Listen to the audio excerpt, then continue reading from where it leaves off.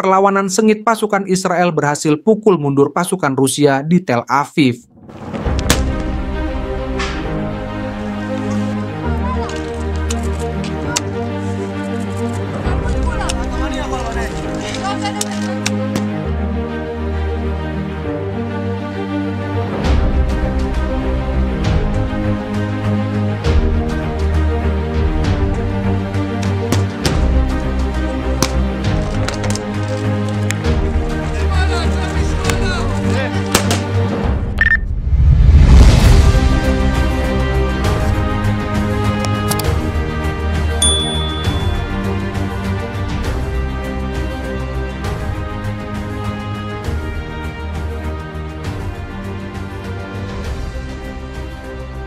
Pertempuran yang berlangsung selama beberapa hari ini akhirnya mencapai klimaksnya, di mana pasukan Israel berhasil memukul mundur serangan masif yang dilancarkan oleh pasukan Rusia.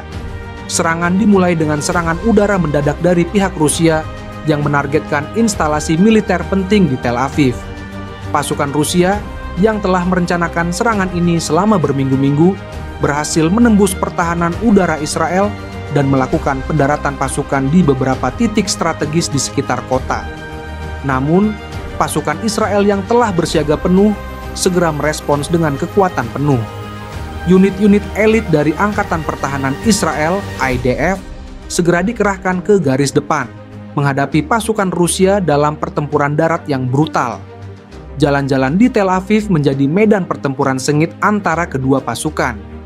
Pasukan Rusia yang didukung oleh kendaraan tempur berat dan artileri berusaha untuk merebut kendali atas pusat kota.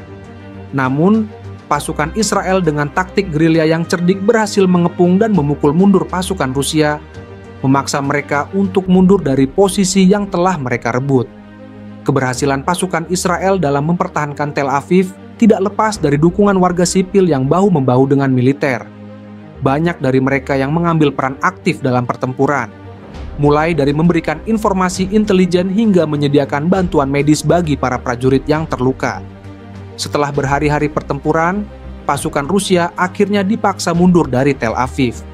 Meski sempat menguasai beberapa bagian kota, serangan balasan yang dilancarkan oleh Israel membuat pasukan Rusia kehilangan banyak peralatan militer dan mengalami kerugian besar dalam jumlah personel. Komando tertinggi militer Rusia kemudian memerintahkan penarikan pasukan dari Tel Aviv dengan alasan untuk menghindari kerugian lebih lanjut. Sementara itu, di pihak Israel, kemenangan ini disambut dengan sorak-sorai dan perayaan di seluruh negeri. Beberapa negara mengecam tindakan Rusia yang dianggap sebagai agresi terhadap kedaulatan Israel, sementara yang lain menyerukan diadakannya perundingan damai untuk mencegah eskalasi konflik lebih lanjut. Pemerintah Israel menyatakan bahwa mereka akan terus mempertahankan kedaulatan dan keamanan negaranya dengan segala cara. Di sisi lain, Rusia menegaskan bahwa serangan ini adalah bagian dari operasi militer yang sah dan menuduh Israel sebagai pihak yang memprovokasi konflik. Serangan ini menandai eskalasi besar dalam konflik yang sudah berlangsung selama beberapa bulan, menimbulkan kekhawatiran akan potensi perang yang lebih luas di kawasan tersebut. Serangan Rusia ini muncul setelah beberapa bulan ketegangan diplomatik yang meningkat antara Moskow dan Tel Aviv. Meskipun kedua negara pernah memiliki hubungan diplomatik yang stabil, serangkaian insiden di Suriah dan wilayah perbatasan lainnya memperburuk hubungan mereka. Rusia yang memiliki kepentingan strategis di Timur Tengah merasa perlu untuk melindungi sekutunya di kawasan tersebut yang dianggap terancam oleh operasi militer Israel.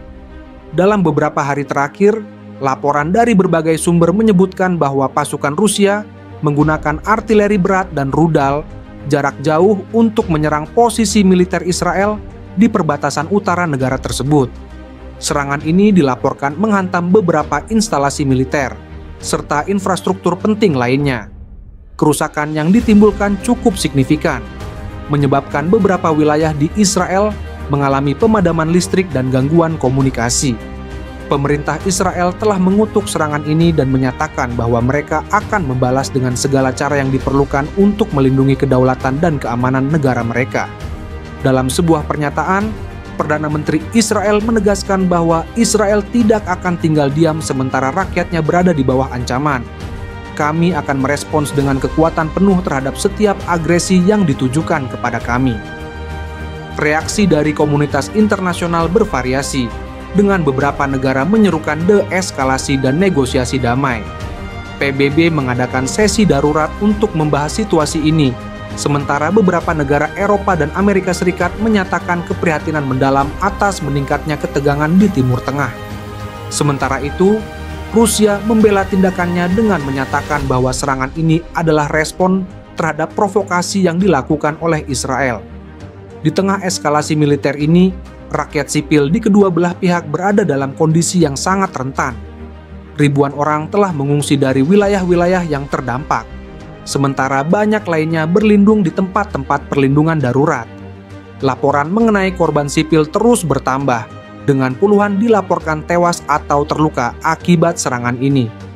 Ketegangan yang meningkat ini menimbulkan pertanyaan besar tentang masa depan keamanan dan stabilitas di Timur Tengah, dengan kedua negara yang tampaknya tidak menunjukkan tanda-tanda untuk mundur. Dalam sebuah serangan yang mengejutkan dunia, rudal-rudal Rusia menghantam kantor Perdana Menteri Israel, Benjamin Netanyahu. Serangan tersebut terjadi pada pukul 9 waktu setempat, saat Netanyahu sedang memimpin rapat dengan anggota kabinetnya. Ledakan keras mengguncang gedung pemerintah, menyebabkan kerusakan yang signifikan dan menimbulkan kepanikan di seluruh kota. Api berkobar, asap tebal membumbung ke langit, dan suara siren ambulans serta pemadam kebakaran terdengar di seluruh penjuru Yerusalem. Para saksi mata melaporkan bahwa serangan tersebut terjadi tanpa peringatan sebelumnya. Rudal-rudal itu meluncur dengan kecepatan tinggi dan menghantam langsung ke jantung kantor pemerintahan. Ledakan yang diakibatkan oleh serangan ini merusak beberapa bangunan di sekitarnya dan menimbulkan korban jiwa, serta luka-luka di antara para staf pemerintahan dan warga sipil yang berada di sekitar lokasi. Sumber-sumber keamanan Israel mengklaim bahwa rudal-rudal tersebut diduga diluncurkan oleh Rusia sebagai bagian dari eskalasi konflik yang terjadi di kawasan Timur Tengah. Namun, hingga saat ini, Perdana Menteri Netanyahu dilaporkan selamat dari serangan tersebut, namun beberapa anggota kabinet dan stafnya terluka parah. Situasi di Yerusalem semakin tegang, dengan militer Israel yang segera meningkatkan kesiapsiagaan mereka untuk menghadapi kemungkinan serangan lanjutan. Tentara Israel ditempatkan di berbagai titik strategis di seluruh negeri, sementara sistem pertahanan udara negara itu dikerahkan untuk mengantisipasi serangan rudal lebih lanjut. Dalam pidato singkatnya beberapa jam setelah serangan, Netanyahu menegaskan bahwa Israel tidak akan tinggal diam atas serangan ini. Ini adalah tindakan perang yang tidak dapat diterima. Israel akan merespons dengan kekuatan penuh untuk melindungi rakyatnya dan kedaulatannya, ujar Netanyahu dengan tegas. Dunia internasional merespons serangan ini dengan keprihatinan mendalam. Beberapa negara, termasuk Amerika Serikat dan sekutu-sekutu utama Israel di Eropa, mengecam serangan tersebut dan menyatakan dukungan penuh kepada Israel. Dewan Keamanan PBB segera mengadakan pertemuan darurat untuk membahas situasi ini dan kemungkinan sanksi terhadap Rusia.